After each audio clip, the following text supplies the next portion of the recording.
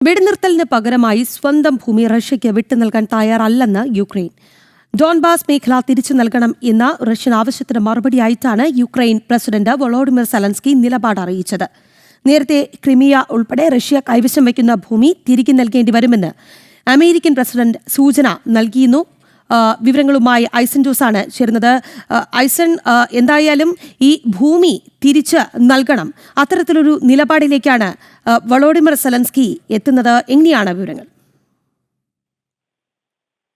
Volodymyr സെലൻസ്കിയോട് Russia ആവശ്യപ്പെട്ടത് ഇത്തരത്തിൽ ഉള്ള ഭൂമി തിരിച്ചു നൽകണമെന്നൊരു നിലപാടാണ്. എന്നാൽ അക്കാര്യം അംഗീകരിക്കില്ല. അതായത് വെടിനിർത്തൽ ചർച്ചകൾ 15-ാം തീയതി വെടിനിർത്തൽ ഉൾപ്പെടെ ഊന്നിയ ചർച്ചകൾ അമേരിക്കയിൽ ട്രംപുമായി നടക്കാനിരിക്കുന്ന ഒരു സാഹചര്യത്തിലാണ് കൃത്യമായ നിലപാടുമായി ഇപ്പോൾ വൊളോഡിമിർ സെലൻസ്കി രംഗത്തെത്തിയിരിക്കുന്നത്. നേരത്തെ നമുക്കറിയാവുന്നതാണ്, ക്രിമിയ ഉൾപ്പെടെയുള്ള 3 പ്രദേശങ്ങൾ യുക്രൈൻ്റേതാണ്. അത് തിരിച്ചു നൽകേണ്ടി വരുമെന്ന സൂചന ട്രംപ് നൽകിയിരുന്നു. സമാനമായ രീതിയിൽ റഷ്യയും വെടിനിർത്തൽ വേണമെങ്കിൽ ഇത്തരത്തിലുള്ള ഡോൺബാസ് റീജിയൻ തിരിച്ചു നൽകേണ്ടതുണ്ട് എന്നൊരു നിലപാട് അറിയിക്കുകയും ചെയ്തിരുന്നു. ഇത്തരത്തിലുള്ള 2 നിലപാടുകളുടെ ഒരു സംഘർഷമാണ് ഇപ്പോൾ നിലനിൽക്കുന്നതെന്നാണ് മനസ്സിലാക്കാൻ സാധിക്കുന്നത്.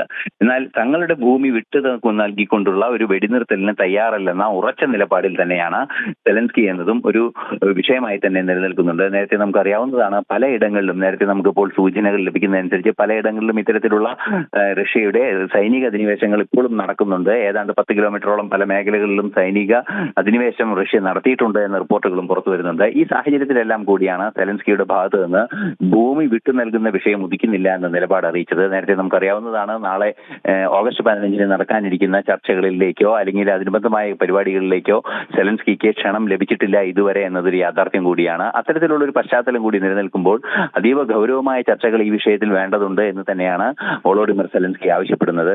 തീർച്ചയായും ഓഗസ്റ്റ് 15-ന് നടക്കാനിരിക്കുന്ന പുതിൻ ട്രംപ് കൂടിക്കാഴ്ചയിൽ വിശാലമായ കാഴ്ചപ്പാടോടെയുള്ള നടപടികൾ വേണമെന്ന് അമേരിക്കയും റഷ്യയും ആവശ്യപ്പെടുന്നുണ്ട്. സെലൻസ്കി ഇത്തരത്തിൽ കടുത്ത ചില നിലപാടുകൾ സ്വീകരിക്കുകയും ചെയ്യുന്നുണ്ട്.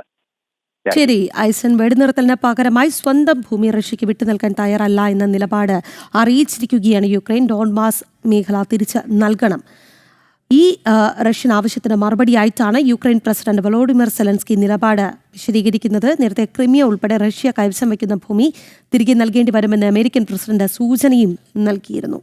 ഈ വിഷയത്തിലാണ് സെലൻസ്കി നിലപാട് അറിയിക്കുന്നത്. ഐസൻ ജോസാണ് വിശദാംശങ്ങൾ നൽകിയത്.